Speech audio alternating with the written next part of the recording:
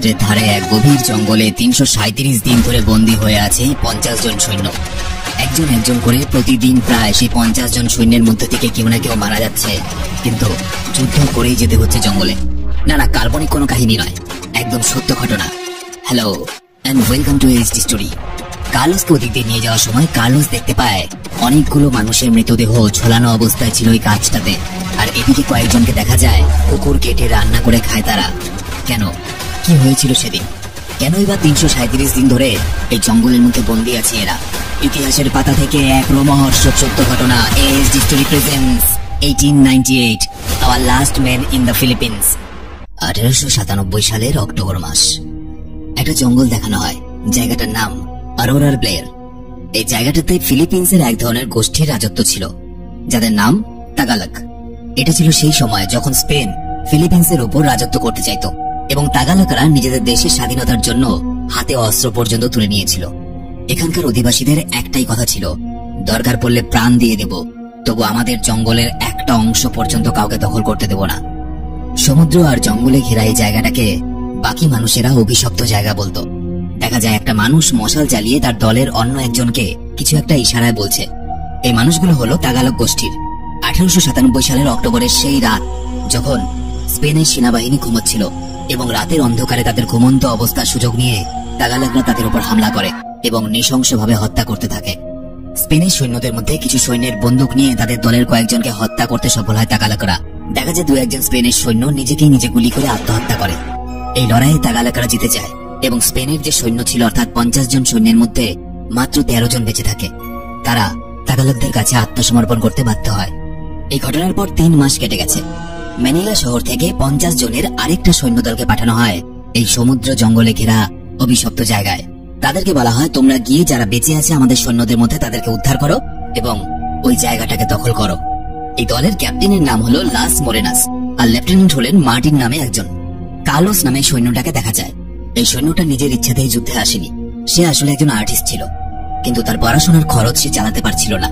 পড়াশোনার খরচ চালানোর জন্য তাদের শহরের যে মেয়র ছিল, সেই তাকে বলে, তুমি যদি আমাদের হয়ে যুদ্ধে যাও তাহলে তোমার পড়াশোনার খরচ আমরা চালাবো। এই জন্য সেই যুদ্ধে এসেছে। সৈন্যরা যখন জাহাজ নিয়ে বালের উপকূলে পৌঁছলো, তাদের সমস্ত সৈন্য জাহাজ থেকে অস্ত্রশস্ত্র আর জিনিসপত্র সমেত ছোট ছোট নৌকায় করে নেমে যায় এবং ডাঙায় গিয়ে ওঠে। সেখানে তারা এক ব্যক্তিকে দাঁড়িয়ে থাকতে দেখে। ইনি হলেন ব্রাদার কার্মেলো। কার্মেলো হলো এখানকার চার্চের ফাদার।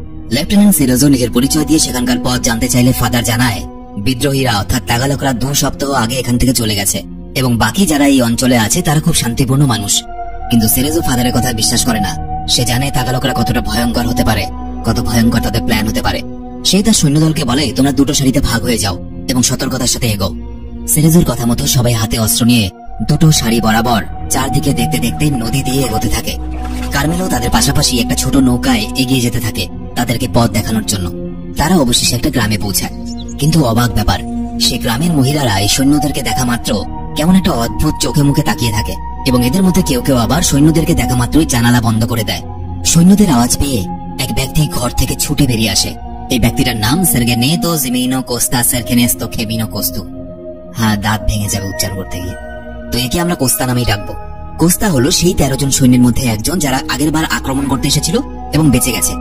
কোস্তা তার দেশের সৈন্যদেরকে বলে, আমি আগের বার এসে এখানে ফেসে গেছি এবং তারপর থেকে এখানেই বন্দী আছি। আমি এখানকার অলিগলি সবকিছু জানি, তোমাদেরকে আমার দরকার পড়বে। সেরেজো রাজি হয়ে যায়। এমন সময় সেখানে এক মহিলা এসে উপস্থিত হয়। এই মহিলার নাম তেরেসা। তেরেসা পেশায় একজন বেশ্যা ছিল। সের্গেনেতো তেরেসাকে দেখে বলে, এখানকার মেয়েদের থেকে সাবধান থাকা দরকার, কারণ তারা শত্রুদের হয়ে কাজ করে। সন্ধ্যাবেলায় ক্যাপ্টেন মোরেনাস তার সেনাদেরকে বলে, তাগালগরা এই অঞ্চলের সমগ্র ফিলিপিন্সের মধ্যে সবথেকে হিংস্র।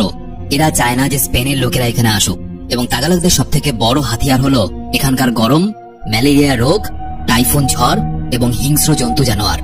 এরাই সমস্ত কিছু জিনিসের সঙ্গে মানিয়ে নিয়েছে, কিন্তু আমরা যারা বাইরে থেকে এই জঙ্গলের মধ্যে এসেছি, না ম্যালেরিয়া রোগ থেকে বাঁচার কোনো উপায় আছে আমাদের কাছে এখানে, না টাইফুন ঝড় থেকে আমরা শক্তিশালী কোনো আশ্রয় খুঁজে পাবো, না এখানকার হিংস্র জন্তু জানোয়ার আমাদের চেনে। দেখা যায় প্রবল ঝড় কিংবা প্রবল বৃষ্টি, কোনো পরিস্থিতিতে সৈন্যদের ট্রেনিং বন্ধ নেই। কার্লোস জঙ্গলে দাঁড়িয়ে সেকেরটোর সঙ্গে কথা বলছিল। এমন সময় তাদের দলের 2 জন তেরেসা নামে ওই বেশ্যাটাকে খাবার নিয়ে পাহাড়ের দিকে যাওয়ার পথে ধরে ফেলে।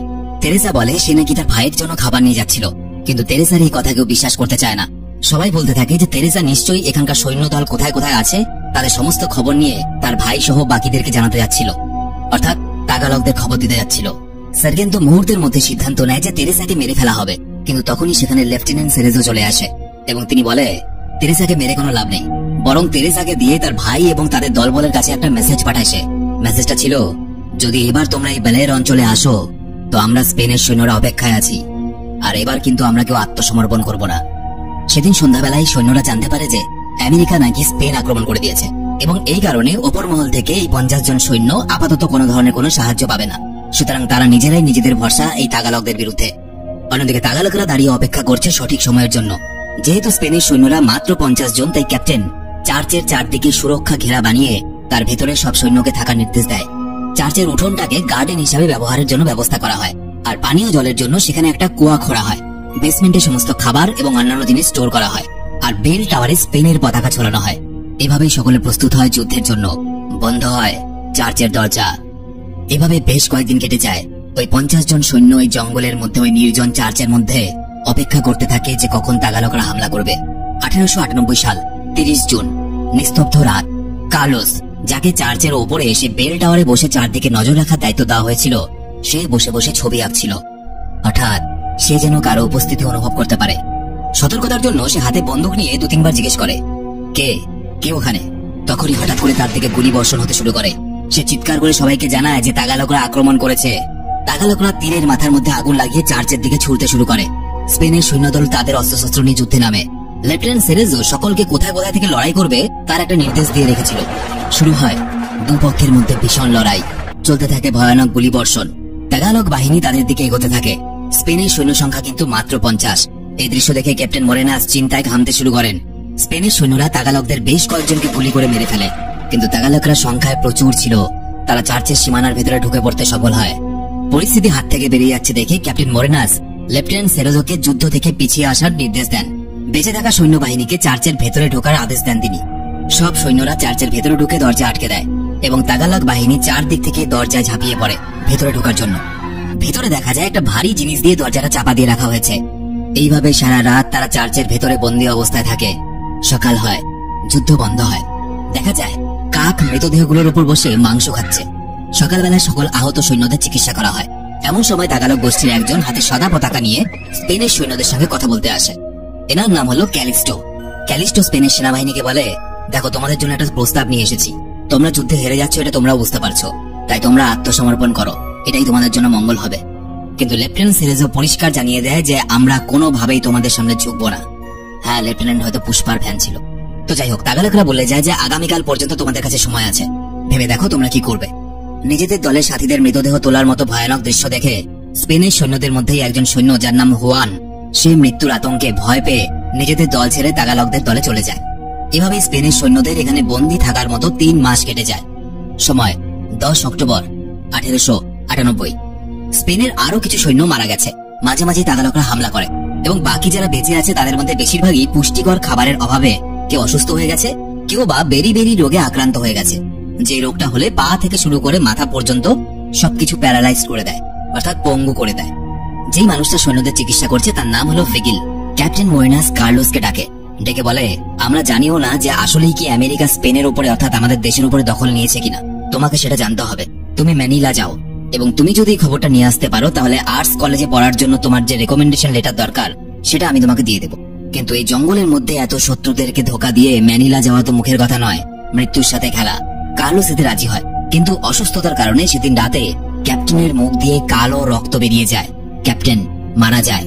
এর ফলে সেরেজাকে ক্যাপ্টেনের জায়গা নিতে হয় এবং সেরেজা কার্লোসকে ম্যানিলা যেতে দেয় না। এবং এই সময় দেখা যায় একটা মর্মান্তিক দৃশ্য। ক্যাপ্টেনের একটা কুকুর ছিল, যে কুকুরটাকে ক্যাপ্টেন তার সাথে যুদ্ধে নিয়ে এসেছিল এবং এই কুকুরটা তার প্রিয় ছিল। ক্যাপ্টেন যখন মারা গেল, ক্যাপ্টেনের শেষ কাজের পর সেকেরতো সেই কুকুরটাকে গুলি করে মেরে ফেলে, যাতে সেই কুকুরটার মাংস সবাই মিলে খেতে পারে এবং রীতিমতো সেই কুকুরটাকে রান্না করে খাওয়া হয়। কথায় বলে, পেটের জ্বালা হলো সব থেকে বড় জ্বালা পৃথিবীতে। মানুষকে এমন কাজও করায় যেগুলো মানুষ কখনো কল্পনা করেনি। এবং এই পেটের জ্বালা অর্থাৎ খাবারের অভাবে সেরেজো 2 জন সেনা অর্থাৎ কার্লোস এবং জোসকে তাগালকদের জায়গা থেকে খাবার চুরি করতে পাঠায়। কিন্তু দুর্ভাগ্যবশত তাগালকদের এক কুকুর তাদের উপস্থিতি বুঝতে পেরে তাদেরকে তাড়া করে আসে কার্লোসের হাতে কামড়ে ধরে। জোস ছুরি মেরে কুকুরটাকে মেরে ফেলে এবং তারা দুজন কোন রকম ভাবে তাগালকদের হাত থেকে পালিয়ে চার্চে ঢুকে যায়। পরদিন সকালে ঘটলো এক অদ্ভুত ঘটনা। তাগালকদের কমান্ডার তাদের মহিলাদের দিয়ে স্পেনের সৈন্যদের কাছে কিছু কমলা লেবু, ম্যানিলার ব্যাপারে খবরের কাগজ, অর্থাৎ যে কাগজের মধ্যে ম্যানিলা শহরের ব্যাপারে ছাপা হয়েছিল, এবং তার সাথে একটা মেসেজ পাঠায়। কি ছিল সেই মেসেজে? সেখানে তাগালকরা বলে পাঠিয়েছিল যে আমরা যুদ্ধ চাই না, আমরা চাই তোমরা আত্মসমর্পণ করো এবং তারপরে আমরা তোমাদের দিকে বন্ধুত্বের হাত বাড়াবো। কিন্তু সেরেজো এতে রাজি হয় না। কুকুরের লেজ সহজে সোজা হবে না, সে আবার এই প্রস্তাব ফিরিয়ে দেয়। একই তা সেনাবাহিনীর এরকম অবস্থা যে খাবার নেই, পানীয় জল নেই, রোগে মারা যাচ্ছে সৈন্যরা, তারপরেও সে আত্মসমর্পণের প্রস্তাব ফিরিয়ে দেয়। কিন্তু নির্লজ্জের মতো সেই তাগালকদের দেওয়া কমলা লেবুগুলো সে গ্রহণ করে। 31শে ডিসেম্বর 1898, বছরের শেষ দিন। তাগালকরা আনন্দে মেতে উঠেছে। খাবার, মদ, মেয়ে মানুষ সবকিছু দিয়ে এই সবকিছু লোভ দেখিয়ে স্পেনের সৈন্যদেরকে নিজের দলে আনার চেষ্টা করে। কিন্তু সেরেজোকে দেখা যায় সে হঠাৎ করে বন্দুক নিয়ে তেরেসাকে গুলি করে মেরে ফেলে এবং এর ফল হয় ভয়ানক। তাগালক গোষ্ঠী তাদের উপরে আক্রমণ করে দেয়। সেরেজো জানতো না যে তাগালকদের কাছে কামান রয়েছে। তাগালকরা সমানে কামানের গোলা বর্ষণ করতে থাকে চার্চের উপরে। কেঁপে উঠতে থাকে পুরো চার্চ। একের পর এক গোলার আঘাতে ভাঙতে থাকে চার্চের দেওয়ালের অংশ। আহত হয় বেশ কয়েকজন। ছাদের অংশ ভেঙে পড়া, তার নিচে চাপা পড়ে যায় কিছু সৈন্য। সেরেজো জানায় যে অন্ধকারের সৈন্যদের মধ্যে কয়েকজনকে দুদলে ভাগ হয়ে তাগালকদের ওই কামানটা ধ্বংস করতে হবে, যে কামান থেকে তারা ওরকম গোলা বর্ষণ করছে। এই কাজে বেরিয়ে পড়ে সৈন্যরা। তাগালকদের এলাকায় ঢুকে তাদের লোকজনদের একে একে গুলি করে মেরে ফেলে এবং তারপর ধ্বংস করে দেয় তাগালকদের কামান। কার্লোসকে দেখা যায় কার্লোস অনেকটাই নেশা করেছিল, তার মানসিক অবস্থা ঠিকঠাক নেই। তাগালকদের একজনকে ছুরি দিয়ে সে ক্রমাগত আঘাত করতেই থাকে। লোকটা মারা যাওয়ার পরেও তার শরীরে সে ছুরি চালাতে থাকে। এরপর 1899 খ্রিস্টাব্দের 18ই মে একটা জাহাজকে সমুদ্র দিয়ে আসতে দেখা যায়। আর সেই জাহাজে করে আসে স্প্যানিশ আর্মির কর্নেল, যার নাম ক্রিস্টোবাল। সে এসেছে ক্যাপ্টেন মোরেনাসকে একটা খবর দিতে। কি খবর? যুদ্ধ বন্ধ করতে বলা হয়েছে সরকারের তরফ থেকে, কারণ গত 10 ডিসেম্বর স্পেন তার সমস্ত বিদেশি এলাকা যেমন কুবা, পুরেতো, ফিলিপিন্স এই সমস্ত কিছু আমেরিকার কাছে হেরে গেছে। স্পেনের এই সমস্ত জায়গা এখন আমেরিকার দখলে, তাই এই যুদ্ধের কোনো মানেই হয় না। কিন্তু সেরেজো এইসব কথা বিশ্বাস করে না। সে বলে এটা নিশ্চয়ই তাগালকদের কোনো প্ল্যান। তাগালকরা হয়তো এইসব মিথ্যে খবর ছড়িয়ে এই যুদ্ধটাকে বন্ধ করাতে চাইছে, যাতে আমরা আত্মসমর্পণ করি। আমাদের উচিত সত্যিটা যাচাই করার, এবং সত্যি যাচাই করার জন্য কার্লোস ম্যানিলা যাওয়ার সিদ্ধান্ত নেয় ওই ঘন জঙ্গলের মধ্য দিয়ে। কার্লোস জঙ্গলের মধ্য দিয়ে এগোতে থাকে, নিজের রাস্তা তৈরি করতে করতে বড় বড় গাছ আর বাঁশঝাড়ের মধ্য দিয়ে নদীর জল অতিক্রম করে সে যেতে থাকে। অনেকটা পথ অতিক্রম করার পর সে যখন ক্লান্ত হয়ে একটা গাছের মধ্যে ঘুমিয়ে পড়ে, তখন তাগালক দলের দুজন তাকে ধরে ফেলে এবং ঘোড়ার পিঠে চাপিয়ে তাদের আস্তানার উদ্দেশ্যে নিয়ে যায়। যেতে যেতে কার্লোস দেখে একটা গাছে অনেকগুলো মৃতদেহ ঝুলানো আছে, আর গাছের গোড়ায় কিছু মানুষের মৃতদেহ পড়ে আছে। কার্লোস বুঝতে পারে যে কোন ভয়ানক জায়গায় এসে পৌঁছেছে। তাগালকদের প্রধান কার্লোসকে জিজ্ঞেস করে যে কার্লোস কোথায় যাচ্ছিল। কার্লোস বলে আমি ম্যানিলাতে যাচ্ছিলাম। প্রধান অবাক হয়ে বলে কিন্তু ম্যানিলা শহর তো আজ স্পেনের নয়, সেটা তো এখন আমেরিকার কাছে বিক্রি করে দেওয়া হয়েছে। সে আরো বলে তোমরা দীর্ঘদিন ধরে ওই চার্চের ভেতরে বন্দী এবং এই জন্য তোমরা বাইরের জগৎ সম্বন্ধে তেমন কিছু জানো না। আমার শত্রুতা কিন্তু তোমাদের সাথে নয়, তুমি আমার বন্দীও নাও। তুমি চাইলে ম্যানিলা যেতেই পারো, এমনকি আমার ঘোড়াও নিয়ে যেতে পারো, কিন্তু সেখানে তুমি কিছুই পাবে না, কারণ ম্যানিলা এখন আমেরিকার। তাগালকরা কার্লোসকে খেতেও দেয়। তাদের কাছে সবকিছু শোনার পর কার্লোস ফিরে আসে চার্চে এবং ফিরে এসে সবাইকে সবকিছু বলে। কিন্তু সেরেজো তার কথাতেও বিশ্বাস করতে রাজি হয় না। সেরেজো শুধু বারবার একটা কথাই বলে, হতেই পারে এইসব তাগালকদের প্ল্যান আমাদেরকে আত্মসমর্পণ করানোর জন্য। সুতরাং যতদিন পর্যন্ত আমি সত্যিটা জানতে না পারছি যে আমেরিকা কি সত্যি স্পেনের বিভিন্ন জায়গা দখল করে নিয়েছে, ততদিন পর্যন্ত এই যুদ্ধ আমি চালিয়ে যাব। কার্লোস খুব পরিষ্কার করে বুঝতে পারে যে সেরেজোর মাথা গেছে, সুতরাং এখান থেকে পালাতে হবে। এখান থেকে পালানোর সিদ্ধান্ত নেয় সে এবং তার সাথে আরো দুজন সৈন্যকেও রাজি করায়। রাতের অন্ধকারে তারা যখন পালাতে যাচ্ছিল, তখন ভিগিল অর্থাৎ সেই চিকিৎসক যে কিনা তাদের চিকিৎসা করে, সে তাদেরকে দেখে ফেলে এবং তারা মেইন দরজা খুলে যখন পালাতে যাবে, তখন দেখা যায় সেগের্তো সৈন্য নিয়ে এসে তাদেরকে ধরে ফেলে। কার্লোসকে সেগের্তো গুলি করতেই যাবে, এমন সময় কার্লোস হঠাৎ করে সেগের্তোর হাত থেকে বন্দুক নিয়ে তারই উপরে হামলা করে দেয়। এই সুযোগে বাকি দুজন পালানোর চেষ্টা করলেও তারা সফল হয় না। এদিকে সেগের্তো কার্লোসকে বন্দুক দিয়ে মেরে আহত করে দেয় এবং তারপর একটা ছুরি বের করে কার্লোসের একটা হাত কেটে ফেলে। ব্যথায় চিৎকার করে ওঠে কার্লোস। পরদিন সকালে কার্লোস সেরেজোর থেকে জানতে পারে যেহেতু এই মুহূর্তে সে আহত, সুতরাং তাকে তারা গুলি করে মারবে না, কিন্তু বাকি যে দুজন সৈন্য তার সঙ্গে পালাচ্ছিল তাদেরকে পরদিন সকালবেলায় উঠানের মাঝে গুলি করে মারা হবে। সেরেজো রাতের বেলাতেই ওই দুজন বন্দী সৈন্যদেরকে গুলি করে মেরে ফেলে এবং দেখা যায় তাগালকরা আবার আক্রমণ করে বসে সেই চার্চে। অনেক সৈন্যের মৃত্যু ঘটে এবং তাগালকদের কাছে আরো কামান ছিল। কামানের গোলাতে চার্চের দেওয়াল ভাঙতে থাকে। বৃষ্টির জল আর মানুষের রক্ত একসাথে মিশে যায়। সেগের্তোরও গুলি লাগে। এবার কার্লোস সমস্ত ঘটনা দাঁড়িয়ে দাঁড়িয়ে দেখতে থাকে। এত কিছুর পরেও কিন্তু সেরেজো হার মানতে রাজি হচ্ছিল না। কিন্তু হঠাৎ সেরেজোর চোখ পড়ে একটা খবরের কাগজের দিকে। খবরের কাগজ থেকে সে জানতে পারে যে এতদিন ধরে তারা যে খবরটা শুনছিল, অর্থাৎ আমেরিকা স্পেনের অনেকগুলো অংশ দখল করে নিয়েছে এবং ম্যানিলা বর্তমানে আমেরিকার অংশ, স্পেনের অংশ নয়, এই খবরগুলো একদম সত্যি। এবং সেটাও বুঝতে পারে যে বিগত বেশ কয়েক মাস ধরে তারা বেকার লড়াই করে গেছে, কারণ যে জায়গাটার জন্য তারা লড়াই করছে এটা তো তার দেশের মধ্যেই পড়ে না, এটা এখন আমেরিকার জায়গা। 1899 সালের 2 জুন বাকি যারা বেঁচে ছিল সেই সৈন্যরা সমেত সেরেজো সাদা পতাকা নিয়ে আত্মসমর্পণ করার জন্য তৈরি হয়। কার্লোস বেল টাওয়ারে উঠে সাদা পতাকা নাড়িয়ে আত্মসমর্পণ ঘোষণা করে। সেরেজো চার্চ থেকে বেরিয়ে তাগালগ কমান্ডারকে স্যালিউট করে এবং একটা শর্ত রাখে, স্পেনের সৈন্যদের যাতে বন্দী না করা হয় বা তাদের অস্ত্রগুলো যাতে কেড়ে না নিয়ে নেওয়া হয়। এর উত্তরে কমান্ডার বলে, আমাদের বন্দী লোকেদের দরকার নেই, আর আমরা কোনো ডাকাত খুনি নই, এটা আমাদের জায়গা, এটা আমাদের মাতৃভূমি এবং আমাদের মাতৃভূমি রক্ষা করছিলাম আমরা শুধু, তোমাদের সঙ্গে আমাদের অন্য কোনো শত্রুতা নেই। এই অস্ত্র তোমরা আমাদের সীমানা অব্দি নিয়ে যেতে পারো। এবং তারপর থেকে তো আমাদের সীমানা নেই, কারণ তারপর থেকে আমেরিকানদের সীমানা, তোমাদেরকে আমেরিকানদের সঙ্গে কথা বলতে হবে। তাগালগরা সম্মানের সাথে স্পেনের সেনাবাহিনীকে বিদায় জানায়, আর এভাবেই শেষ হয় এক ভয়ানক প্রাণঘাতক দীর্ঘ 337 দিনের যুদ্ধ, যেখানে মোট 17 জন স্প্যানিশ সৈন্য আর 700 জন ফিলিপিনের সৈন্যের মৃত্যু ঘটেছিল। ভাবতে অবাক লাগে যে এই ঘটনাগুলো শুধুমাত্র কাল্পনিক ঘটনা নয়, বাস্তবে ঘটেছিল, সত্যিকারের ঘটনা। তো এই ছিল আজকের ভিডিও কেমন লাগলো অবশ্যই কমেন্টে জানাবে। তোমরা যারা আমার সাথে সরাসরি কথা বলতে চাও, এই ভিডিওর নিচে লিংক ডেসক্রিপশনে দেওয়া আছে আমার ফেসবুক আর ইনস্টাগ্রামের, চলে এসো। আর ভিডিও ভালো লেগে থাকলে ভিডিওতে শুধুমাত্র একটা লাইক করে দিও, সাবস্ক্রাইব করতে হবে না, এবং বন্ধুদেরকে শেয়ার করে দিও। দেখা হচ্ছে আবার পরে ভিডিওতে, ততদিন সবাই খুব ভালো থেকো।